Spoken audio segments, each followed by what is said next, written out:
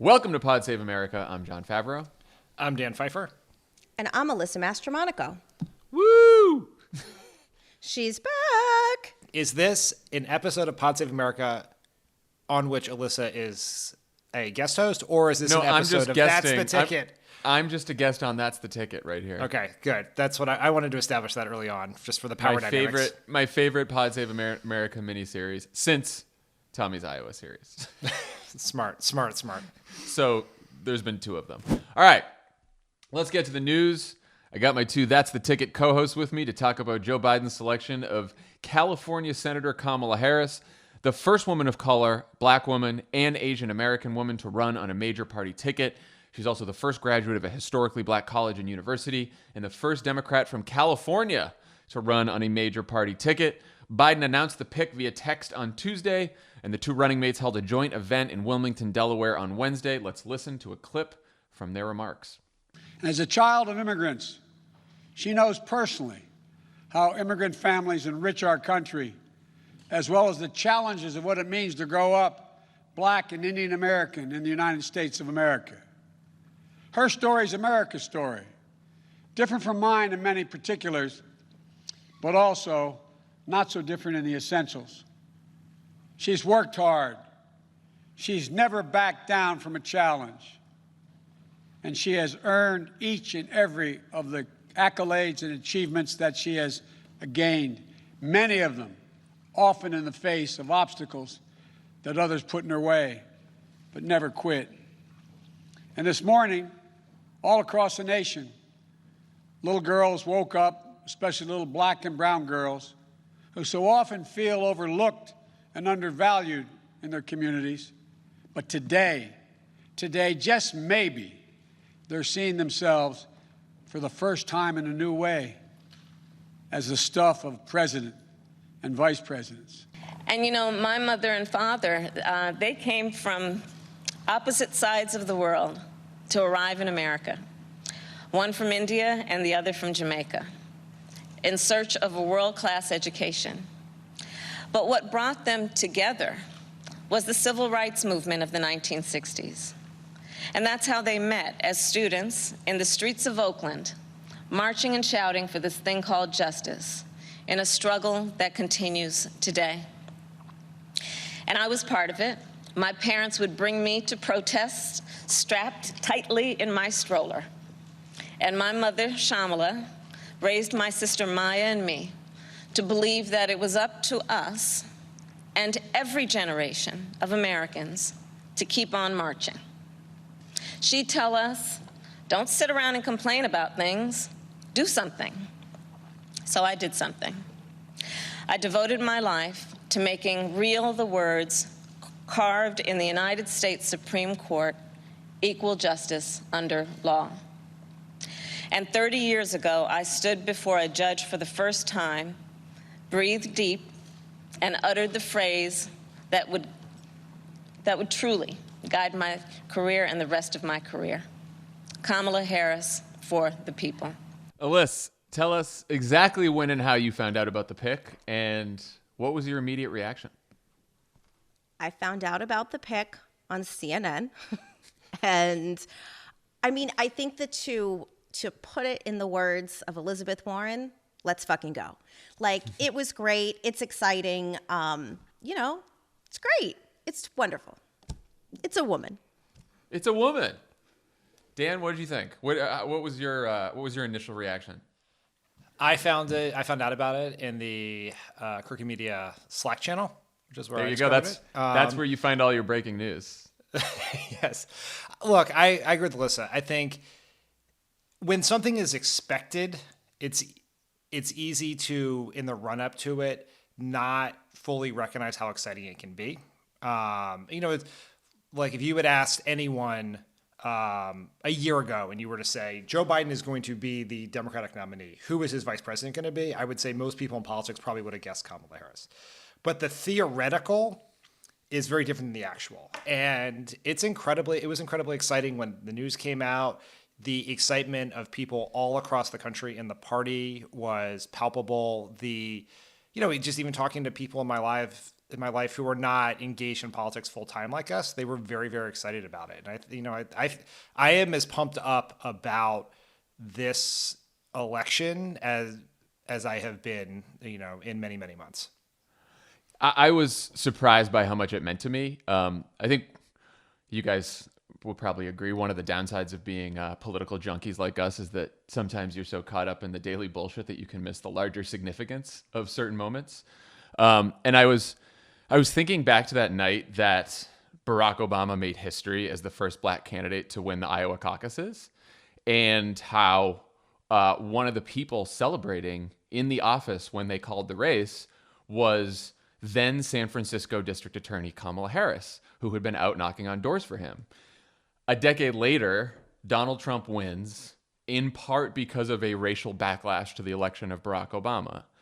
And now, to beat him, Joe Biden, the older white guy Obama selected as his running mate, turns around and chooses Kamala, whose parents, like Obama's, came from opposite sides of the world, to be the first black woman to run on a major party ticket.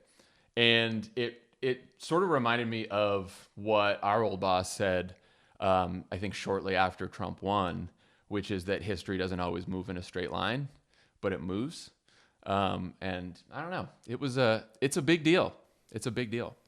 And I thought the video was charming of So Joe Biden charming. calling Kamala. Oh my God. Sometimes if that's not done well, it can seem very inauthentic and hokey. I loved it. She's like, I'm sorry to keep you waiting. She looked like a normal person. I'm wearing my Kamala shirt because I think this is what she was wearing in her video. I thought it was great. And you know what else? Really, this is so nerd. This is music nerd of me. But I was like, fucking Bob Marley is up in heaven smiling right now. A person of Jamaican descent is going to be vice president of the United States. So anyway, I hadn't thought about Bob that. Marley. That's awesome. Not everyone thinks of Bob Marley. You do. Dan, why do you think in the end that Joe Biden chose her?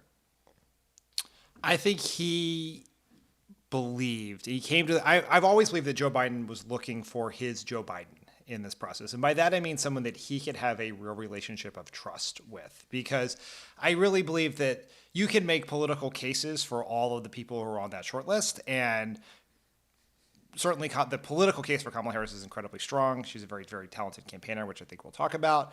But he came to the conclusion, and I think very much influenced by Bo's relationship with Senator Harris, that they would be able, he believed that they could have the same relationship of trust that he had with Barack Obama. And that was going to be key to a governing partnership. Alyssa, the New York Times wrote that Kamala was, quote, seen throughout the vice presidential search as is among the safest choices available to Mr. Biden. I thought that was a sentiment that was echoed throughout a lot of the coverage and punditry. What did you think about that? Was she the safe choice? Fucking ask any black woman in America if they agree with that statement. Like, first of all, picking a woman, this was something that we talked about a lot on That's the Ticket. At no point has putting a woman on the ticket, like that ticket's not won, okay? So there is no way that any of this is like a safe choice. Now, it was never the vice presidential female's fault, because except this time, last two times women were added when the candidate was way, way behind. So no, this was not a safe choice. It's fucking crazy to say that. This was an inspired choice. It was a good choice. And it was not, I can't imagine that any woman who heard the news the other day was like, fucking low-hanging fruit. Like, that's just not what happened. Reading those stories in preparation for this podcast from all the various papers, that, there was all couched, right? It was like safe but exciting choice. Biden goes the safe route. And like, what has happened in American politics, not just in the last 4 years, but in our history, that suggests that the safe thing to do is to put a woman of color on the ticket. And it really feels like the punditry confused expected and safe.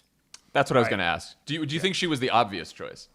Yes. I mean, at any point in time, if you had asked anyone to place their life on the line to pick who Joe Biden would pick, you would pick Kamala Harris, because she passes every single test. She has all of the readiness and experience you need to do the job. Tremendously talented campaigner. You know that there is a foundation of a relationship between her and Joe Biden because of her relationship with Bo. And so it was it's sort of the whole way the coverage played out speaks to how the press overvalues surprise, right? Yeah. It's exciting if they haven't thought about it, but what they forget is they live in the same Twitter echo chamber bubble that we do, where many people were quite surprised by this choice because they recognize that in the long history of America, there has never been a black woman on a major party ticket. So it is exciting and it is unexpected because it goes against the history of this country. Yeah, I don't think it was a safe choice. I felt personally for maybe the last 3-4 weeks that it was either going to be Kamala Harris or Susan Rice. I mean, I guess I thought since the protests following George Floyd's murder, I began to strongly believe that the Biden campaign would select a woman of color for the ticket because I do think we're in a moment of racial reckoning. And I think that the Biden campaign and Joe Biden himself has proved himself to be someone who is willing to listen and grow and, make sure that the campaign he's running is reflective of the party that he now leads and the country that he wants to lead, even if he himself and his own identity is not quite reflective of that party. He has been very open to that. And so I thought since the protest that he would ultimately select a woman of color. And I think because we are in a moment where the next president will inherit, a worse recession than Obama did, the greatest public health crisis in a century, and the fact that Joe Biden is 78 years old, he was going to select someone who had extensive governing and political and legislative experience. And Kamala Harris has all of those things. And I think Susan also has tremendous governing experience as well. I think in the end, another part of the calculation was, has this person been vetted and tested on the national scene in the midst of a brutal political campaign?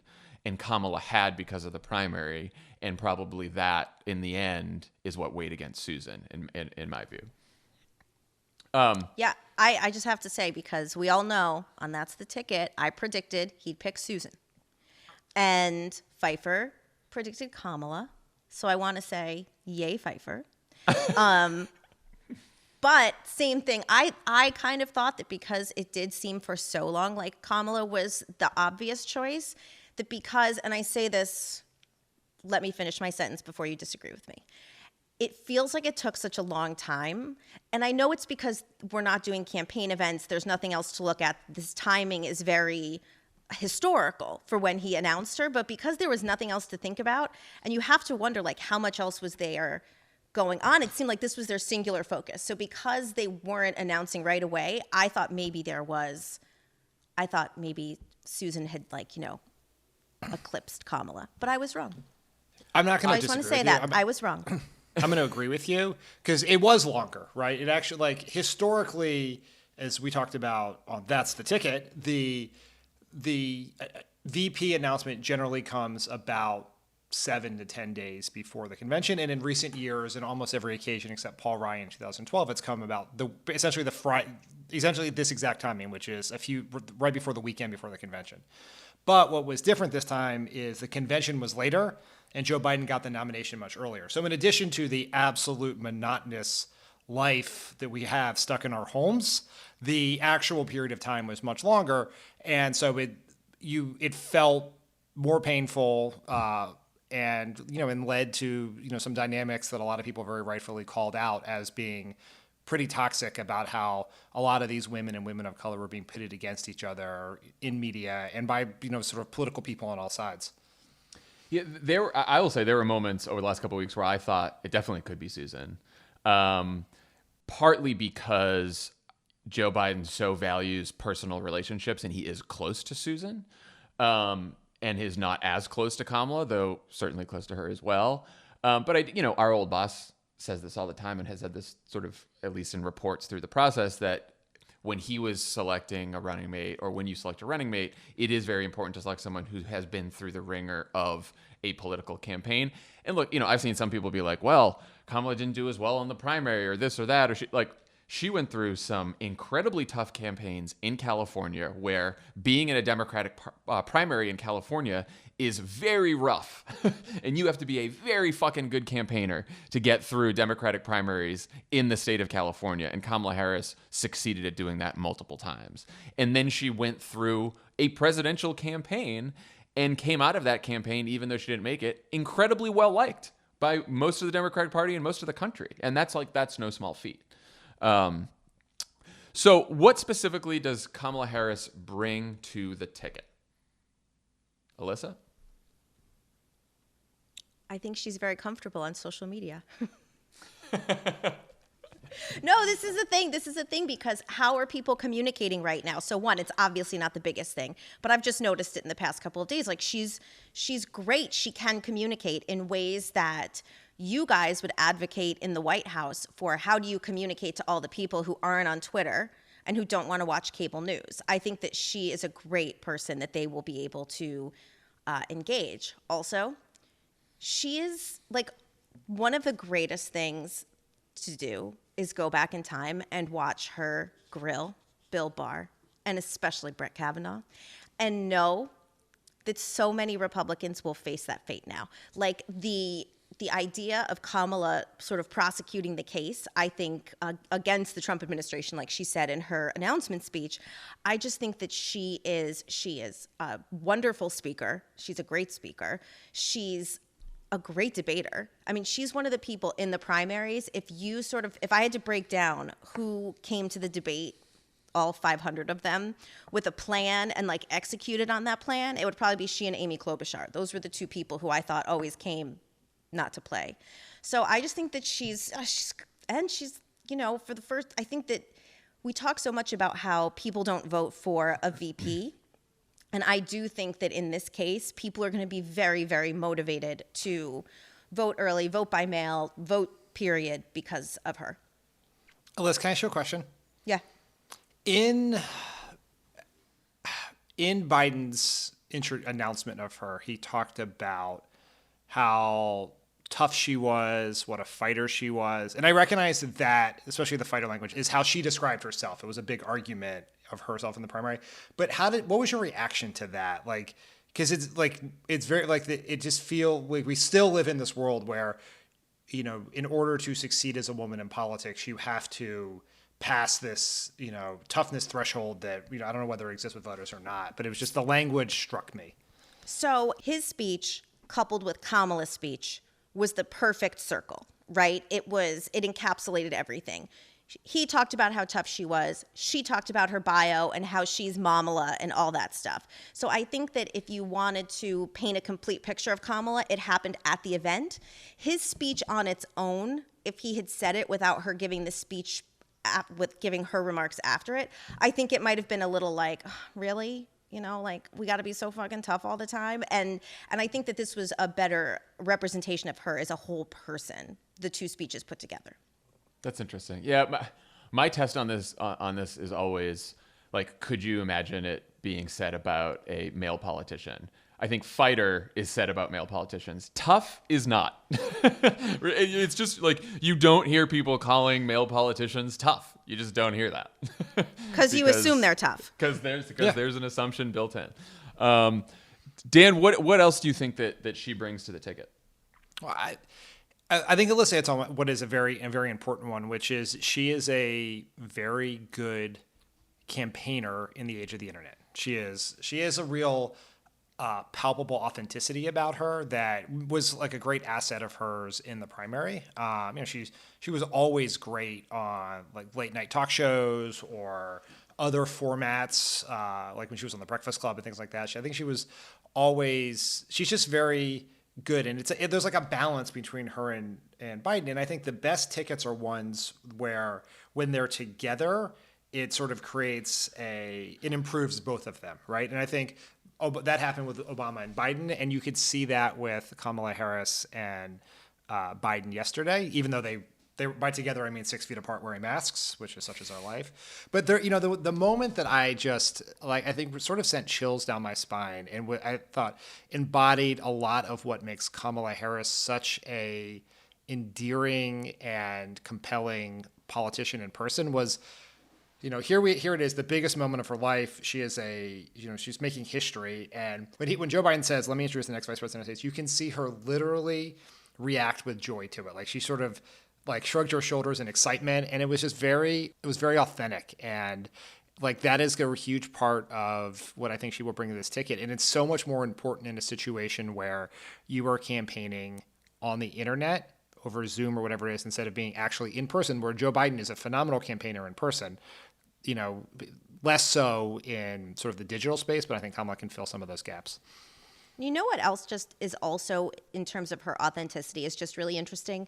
I think that for however many years we've been talking about this, that the media has decided what women want to see, that like a woman should be tough, but she should also make a pie, and like she should have coiffed hair and like a good suit.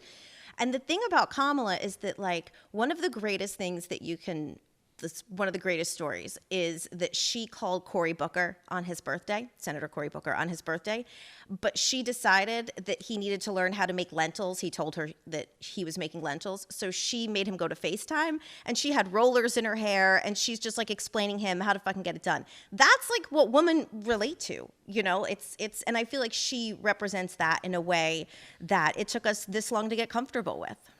Yeah, I mean, one of the all-time great internet moments is her teaching Mark Warner how to so make good. a belt. So good. No, I mean, I totally agree with all that. I think three things, her brilliance, which is evidenced every time she's been on the Judiciary Committee, besting all of her colleagues in questioning whatever witness is up. I think her charisma, I think she's, the best speaker on a Democratic Party major ticket since Barack Obama, anyone else I can remember.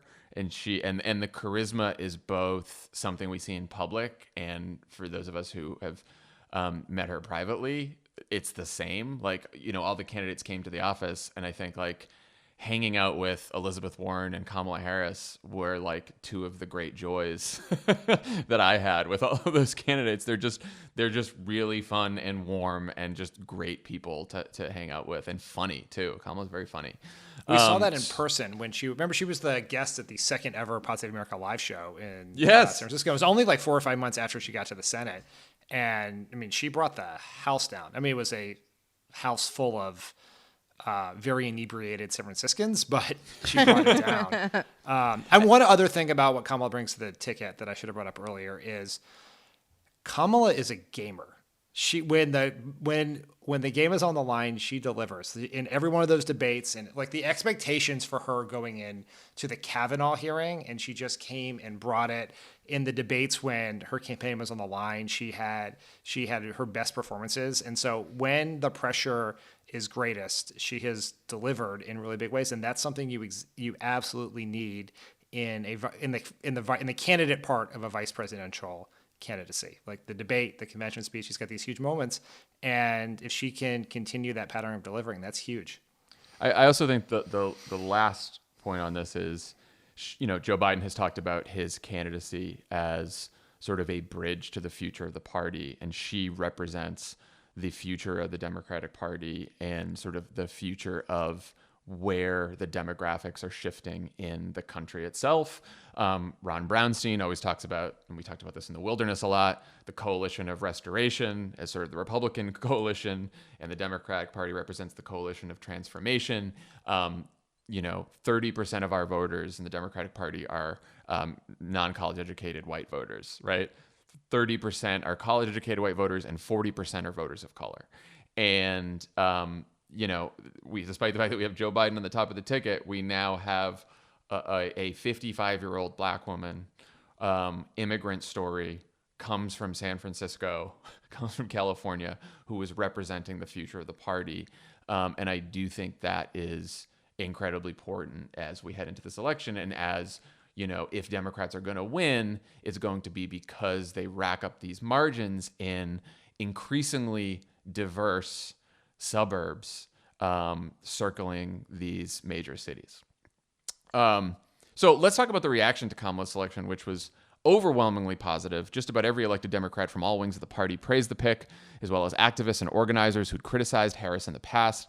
Of course, there has been some criticism from progressives that Kamala is too moderate or cautious, particularly her record on criminal justice from when she was San Francisco's DA and California Attorney General. Alyssa, what do you make of that criticism? What I think is, as our colleague Dennis McDonough used to say, new broom sweeps clean. Let's get on with it, progressives. Like, you guys know, I got a Bernie bumper sticker on my car. I got an EW sticker on my car, and I'm waiting for my Biden-Harris sticker for my car. But come the fuck on. Like, Jesus Christ. The president of the United States is dismantling the United States Postal Service. And we all know, too, that we have to get them elected. But we were in the White House when people who supported Barack Obama protested outside because they were holding his feet to the fire on promises he made and changes that they wanted to see. So, like, let's just get elected and then, like, let's go ahead and protest or do whatever you want to do. But, like, let's just keep our eye on the ball here. Dan? You know, I agree with everything Alyssa said there. I think it's hard when you are disappointed about something. It is hard to be told, don't be disappointed about it, or you're wrong to be unhappy about it. And so I don't really know what the right thing to say is to some of those people other than to encourage them to look at the movement that Biden has made on a whole host of issues. He's really the first candidate that I can ever think of who wins a primary and moves left, as opposed to, the standard way of thinking about it, you go left in the primary and to the center in the general. And Biden has, he's made real fundamental substantive shifts on issues like climate and student debt and taxes and other issues. And that should be seen, I think, as a sign that even if this is not the vice presidential pick you would have chosen, that the progressive wing, the progressive activists are going to have an opportunity to have a real influence on the agenda in a Biden-Harris administration. Yeah, I mean, look, I interviewed Kamala when she came to Crooked, and I pushed her on a lot of her past policies and record when she was DA and AG. I talked to her about her truancy policies, and she said, if I was to do it over again, I wouldn't have done the same thing. I think we have to understand that public officials, elected officials, are products of the time that they're from, that they're in. As a DA in 2004, she refused to seek the death penalty for a man who killed a police officer. She was attacked by police officers and police officer associations. She was attacked for it by Dianne Feinstein. She almost lost her race for attorney general because of that. And that's sort of in your mind when that happened, when you're trying to run for office back then. I think we should, it was hilarious to me that she is being called in all this coverage a moderate. Like, Joe Biden has found a fellow moderate or centrist. She supports something extremely close to Medicare for All, which Bernie Sanders acknowledged in his statement supporting her. She's for the Green New Deal. She has one of the most liberal records in the U.S. Senate. Like, if you want to call Kamala Harris's record in the Senate and her policies that she's supporting now, centrist or moderate, great. If that's where the Overton window has moved, then congratulations to all the progressive activists, because you have fucking moved the shit out of that window. That is supporting the Green New Deal, and basically Medicare for All is now moderate and centrist. Fantastic. I'll take it. I mean, I also would encourage people to read some and look at what some of the activists on criminal justice matters have said about this, and they've talked about how, while they have very real concerns about her record when she was attorney general or in the city of San Francisco, that she has made movement on some or maybe even a lot of those issues in recent years. And so, like, I think those are for people who, if your concern is what her record was in the past, there are some people who are real subject matter experts in that stuff who are talking about how it intersects with her policy positions now. And I just would encourage people to look at what a lot of those activists have had to say on Twitter and elsewhere. Well, and I would say to everyone too, like, and don't take her word for it and Joe Biden's word for it now. If you're still disappointed, like, hold their feet to the fire. If they're elected and they start backtracking and they do something you don't like on criminal justice reform, or they don't go far enough, then fight it hard. But I think that's the best way forward. So I do want to talk briefly about the other candidates who made the shortlist and went through the very intense vetting process. We talked about Susan Rice, Congresswoman Karen Bass, Michigan Governor Gretchen Whitmer, Senator Elizabeth Warren, Senator Tammy Duckworth. Alyssa, what, if anything, do you think this process has done for these women? You know, I think everybody, all of the women minus Elizabeth Warren, whose profile I think was quite high before this process. I think that the process was done respectfully, and these women have bigger platforms now that they can use going forward for their states, for their districts, and to run for even higher office. So I think it's all good. Dan? Can I say something about our friend Susan Rice for a second? Sure. Now, as everyone knows, we have been friends and colleagues of Susan's for a very long time. And the idea, like, as her friend, as someone who's known and worked with her, the idea of her as vice president was quite exciting to us because she would do a fucking great job at it. She is about as qualified to do that job as anyone in the world. But it was painful as someone who likes and cares about her to watch this process play itself out. And nothing pissed me off more than the Never Trumpers who were trying to shore up their conservative credentials by saying, look, I'll vote for Joe Biden, but not if he picks Susan Rice. Because here's what I have to say. Your argument against Susan Rice is based on a right-wing fucking conspiracy theory about Benghazi. And if you think that many of them acknowledge is a conspiracy theory and then go on to say, I know it's bullshit, but it's out there. So I'm just going to say it's bad for her anyway. If you are so proudly this evolved Republican who is against Trump, but you don't have the fucking guts to stand up to Benghazi trutherism, then your party is doomed to repeat itself. Right? Then you have missed every fucking lesson about it. It is just absolute disgusting way in order to ensure that even if you're against Trump, you can still get invited to the Weekly Standard Christmas party. Bingo. Here's my dream. I let myself think just for a moment that perhaps Joe Biden would announce Kamala Harris as vice president, and then out would walk Susan Rice, and he would say, this is going to be my Secretary of State. And then out would walk Elizabeth Warren, and he would say, and this is going to be my Secretary of Treasury. That was just, I thought maybe that might happen. About maybe all it still will.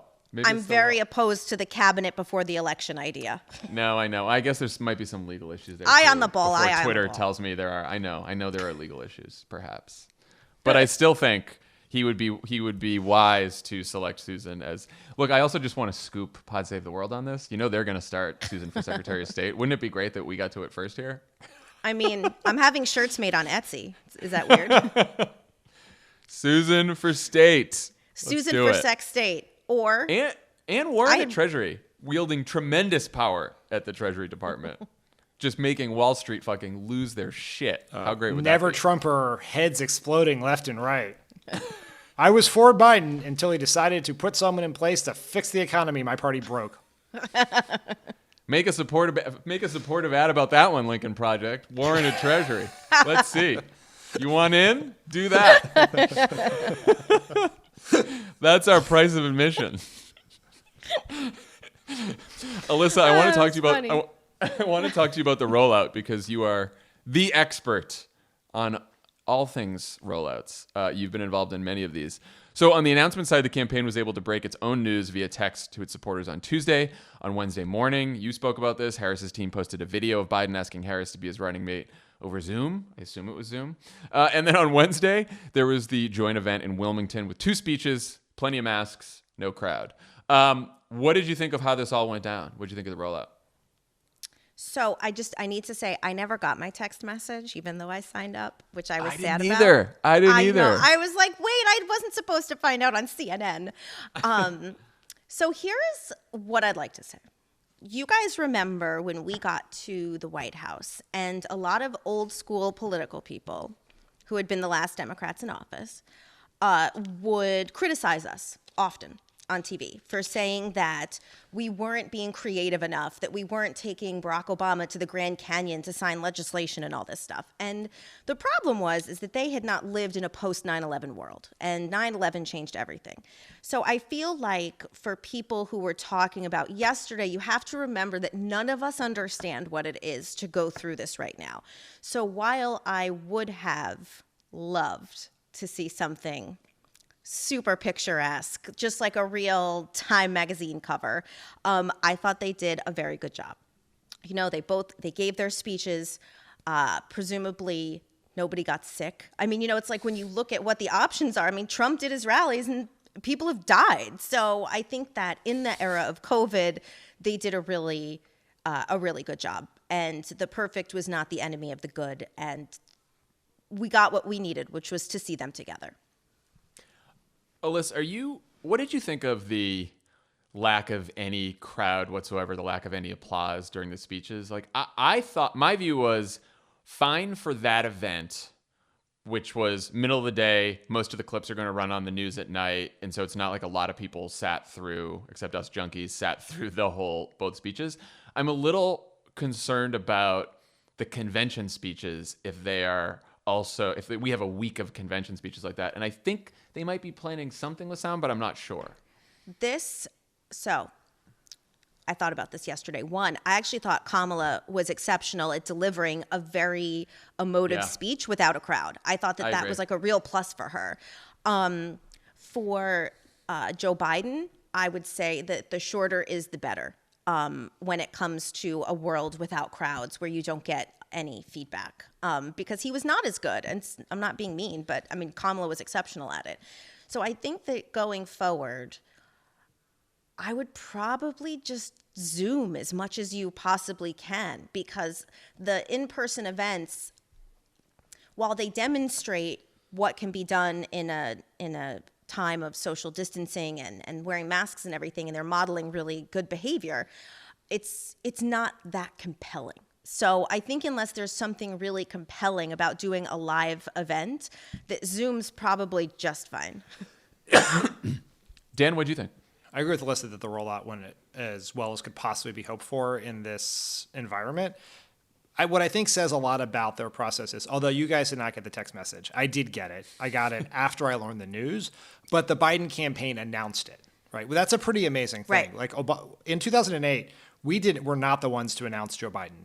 John King from CNN broke it before we were able to even hit send on our texts. And so if you are the ones who make the actual announcement of your vice presidential pick before a reporter figures it out, that's a sign of a very successful and well-run process. Yes, that's very true. I 100% agree on the applause as it relates to the convention, and I'm sure they are already working on this, but you know, both the NBA and Major League Baseball have figured out some ways to make this seem less weird on television, because you can hear applause in empty arenas. And the NBA also has a very cool thing where they're having fans zoom in, so when you're watching it on TV, you can see sort of like a digital wall of people. And so there are some opportunities for that. That works. It's not perfect, don't get me wrong.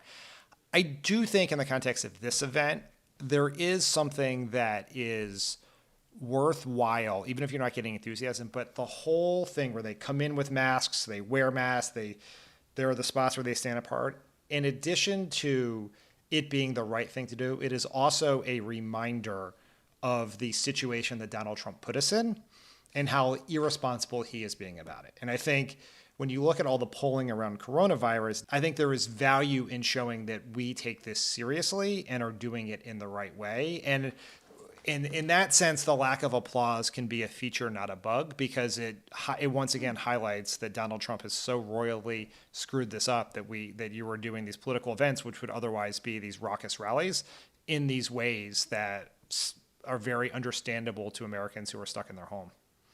Yeah, I do agree with Alyssa that I think Biden has been, he's done a few of these events without applause, and he does a pretty good job in what I think is a very tough circumstance, delivering a speech with no crowd, delivering it. But I thought that Kamala excelled at delivering a speech to no applause, and I thought her speech itself was excellent. It was excellent. Very one of her best speeches. So let's talk about the reaction from Donald Trump, who welcomed Kamala Harris to the race with a combination of grace and shrewdness. Here's a clip. She did very, very poorly in the primaries, as you know. She was expected to do well, and she ended up at right around 2% and spent a lot of money. She had a lot of things happening, and so I was a little surprised that he picked her. I've been watching her for a long time, and I was a little surprised. She was extraordinarily nasty to Kavanaugh, Judge Kavanaugh then, now Justice Kavanaugh. She was nasty to a level that was just a horrible thing, the way she treated now Justice Kavanaugh, and I won't forget that soon. So she did very poorly in the primaries, and now she's chosen, so let's see how that all works out. So we're used to Trump's freewheeling style, but we've also seen a completely incoherent reaction from his campaign, the Republican Party, the right-wing media. They're selling Kamala as a cop t-shirts and also calling her anti-police. A Republican Senator Josh Hawley called her a darling of Wall Street, while the RNC chair said she's a radical socialist. Katrina Pearson of the Trump campaign put out a rambling statement with a bunch of lies. What's wrong with these people? Like, why can't they settle on a line of attack here, Dan? Because they're stupid. I mean, it's just like They had time. They had so much time to prepare. Yeah, I mean, this is not like we were caught off guard when John McCain picked Sarah Palin in 2008 because she was on no one short list, and Kamala Harris has been the leading contender for this position since the day Joe Biden became nominee. How they're unprepared for it is so it's both mind-boggling in one sense. It makes complete sense when you look at how the rest of the campaign runs, and I think part of it is that trolling is not a coherent political strategy. And so you're just constantly looking to get some sort of reaction without any regard for a coherent message. And so, yeah, will people retweet the Kamala as a cop t-shirts? Absolutely. Will that give something for Tucker Carlson to yell about? Yes. Will we also try to do the other thing and pretend like she and Joe Biden are Antifa super soldiers? Yes, we'll do that. Will we default to just dumb racism because we're dumb racists? Yes, we'll do that. But that's not how political campaigns work. And they have the same problem with Joe Biden that they have with Kamala Harris, which they can't figure out one coherent, specific narrative, which Donald Trump, for all of his idiocy and flaws, actually had in 2016 when he was running against Hillary Clinton. Yeah, he at least landed there. Alyssa, Trump's calling Kamala a nasty, mad woman. Tucker Carlson is purposely mispronouncing her name. We got a few white right-wing whack jobs who are floating conspiracy that she's not American. We got the return of birtherism here in Trump campaign officials, not like some weird Trump Reddit whatever person. her name is, some fake lawyer that's his lawyer. Jenna Ellis, yes. Jenna Ellis, yeah. She says she's not American. Alyssa, how should the Biden-Harris campaign, and the rest of us for that matter, handle the racism and sexism, some overt like this, some less so, some more subtle, that will obviously accompany this pick and already is accompanying this pick? First of all, he is no longer Tucker Carlson. He's Tucker Carlson until he learns how to pronounce her name. That's a rule on Hysteria. It's not acceptable. Look, this is their game. This is all they have. Like Trump's, I have to say, I was like disappointed in Trump. I thought he was going to do better out the gate. Instead, he was some basic bitch, had nothing good to offer, nothing colorful. Like I thought he would have had some good attacks. But like Slow Joe and phony Kamala, like do better. It was lame, and I think that this is their playbook. This is what they know to do. Since Donald Trump was the OG birther back in the day, this is it, and it's just. You know, I really do think, I know that everybody goes back and forth on like how you're supposed to reach out to voters. I just really think that Democrats shouldn't do the shows of racists on Fox News. Like there are some people who maybe aren't, but I mean, everyone's got to stop. They have to be put in a box because fuck that. Fuck Tucker. Fuck Tucker. Episode and title. And Sion Hannity. It's Tucker Carlson, Sion Hannity, and Judge Pyro. Let's talk about let's end by talking about what's next for Kamala. We got 82 days until the election. She's got a convention speech next week. She's got a debate with Mike Pence in October. Dan, how important are those moments to the overall campaign? What can she do to succeed, and what does she have to watch out for? Well, we talk all the time about how Joe Biden is relatively undefined to large segments of the voters who are going to decide this election, and that is exponentially more true for Kamala Harris. So the speech on Wednesday night will be her last best opportunity, at least before the debate, to define herself and tell her story to the American people. I imagine that speech is going to get a tremendous number of eyeballs, in part because people cannot leave their homes in most states. And so so I think it's a huge opportunity and for her.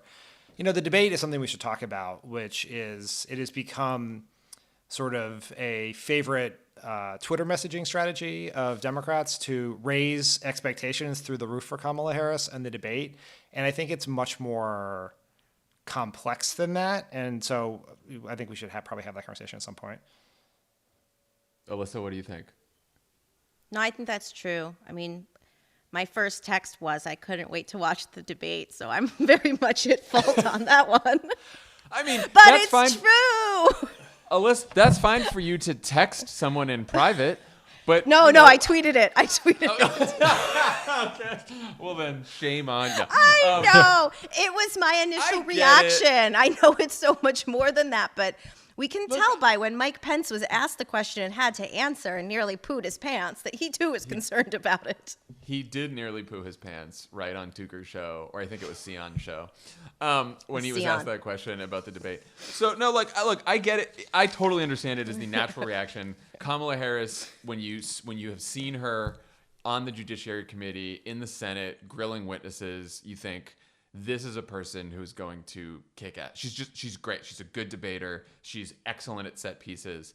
But I do think, there's obviously the silly expectation game that everyone plays in the press where you say that your candidate is terrible at debates and the other candidate is amazing, right? Like that's what you do. But I think Mike Pence, I would not be surprised if Mike Pence walked into that debate and was very gracious to her when the debate started and said something about her history-making candidacy, right? And then sort of tore into her about, the liberal policies of Biden and Harris and all that kind of stuff. Like, the only thing you can say about Mike Pence is he has slightly more discipline than Donald Trump. And he will have handlers and consultants who tell him, like, you have to be very careful debating Kamala Harris, and this is what you will need to do, and he will probably execute on some of that. And so I just think that is something for people to be aware of as we think about that debate. I don't know what you think. And I'm sure that Donald Trump is whispering in Mike Pence's ear that unless he fucking gets COVID back under control, he may not make it to the debate. I mean, I think that is right about Pence, and I think people should go back and watch Pence's debate performance against Tim Kaine, where he was declared the winner in that debate. That no one, you have to go back and watch it because no one remembers that it ever happened, but it did. And what Pence did was Tim Kaine, I think, was overcoached going in that debate that he had to be an attack dog, and it was not a position that was particularly comfortable for Tim Kaine. And Pence did not take the bait, and that was seen by the figure skating judges that decide these things as a victory. My concern about the debate is not necessarily Pence's performance or Kamala Harris's performance. I have great confidence in Kamala Harris's performance. It is how it will be covered with a black woman doing those things. And we know this from, you were involved with Barack Obama's debate preps. There are certain tactics and moves that are treated one way when done by a white man and different when done by a black man. And Can't be angry if you're a black person. Like some of the great moments in debate history, like if Barack Obama ridiculous. had done I know Jack Kennedy, he was a friend of mine, Jack Kennedy, would have been treated very differently than if Floyd Benson did it, right?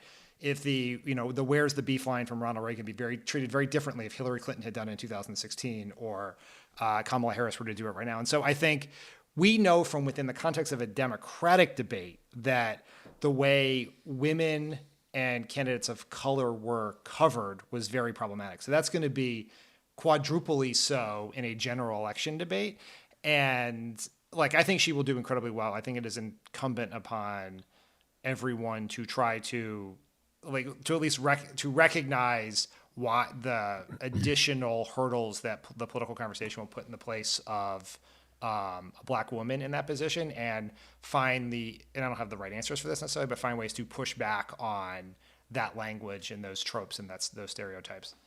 No, I remember feeling very frustrated on behalf of Obama during a debate prep session. I think it was when he was preparing to debate Romney, when he was told to like be more passionate, be more, show that you care, that you're into this, and get angry, and he was reluctant to do that because as a black man, he believed that he couldn't show that kind of anger without a bunch of fucking racists out there sort of on Tucker Carlson show saying that, making stereotypes about this and saying that he fits some stereotype. So no, it's something that she has to navigate both as a woman and a woman of color, which is very tough. But I'm still excited for the debate, Alyssa. I want to see it too. Thank you. I mean, honestly, it's like just the one thing to look forward to that we know is going to happen between now and Election Day, which I also think is why people gravitated towards it. It's like people aren't necessarily excited for the speech because they don't understand what's going to happen. We know kind of what could happen at the debate. I say, defending myself as maybe the first person who actually tweeted the thing about the debate. Well, I mean, yes, even though I said all those things, I'm still looking forward to it. It's been a dark few years in America, and some of the rare moments of joy have been Kamala Harris destroying Bill Barr, Jeff Sessions, Brett Kavanaugh. Like those have been moments of light in a dark time, and so it is very understandable to be looking forward to it with Mike Pence, who is terrible. Terrible. Boo. All right. Well, that's that. Alyssa, thanks for joining us today. That was fun. Thank you both for having me today. You're welcome. On this final episode of That's the Ticket. Maybe we can have you on again before the election, John. That would be lovely. I'm available. Yes. Talk to our everyone. people. Bye. We got a few quick housekeeping notes. Check out this week's Pod Save the World, where Tommy and Ben talk about Kamala's foreign policy views, foreign election interference, and the massive explosion in Lebanon with Washington Post Beirut bureau chief Liz Sly. Also, if you haven't checked out Ben Rhodes' new pod, Missing America, highly suggest you take a listen. It's rocketing up the iTunes charts. I think it was number 5 in news and politics yesterday. The first episode is out now, and it was all about Trumpism. So listen and subscribe on Spotify, Apple Podcasts, and wherever you listen to pods. It's fantastic. Take a listen. Finally, the Democratic National Convention is next week, and we at Crooked Media have some big plans. We're not going to Milwaukee. That's not one of the plans. We will be streaming the convention live every night on crooked.com/convention. We're going to bring back our group threads like we used to have during the debates to cover the speeches at the convention. We'll have 3 episodes of Pod Save America next week, Monday, Thursday, and a bonus on Friday.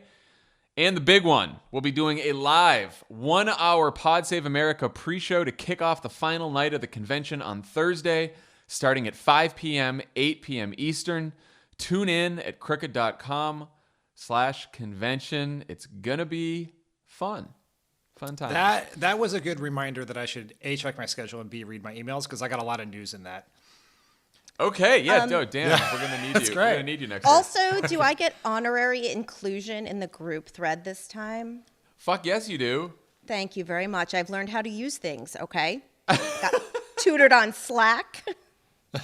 My view on the group thread is more the merrier, because, it's just boring listening to us 4 fuckers just go on I about completely these agree. speeches. Right? Just kidding. No, I just want to be included. I'm so lonely up here.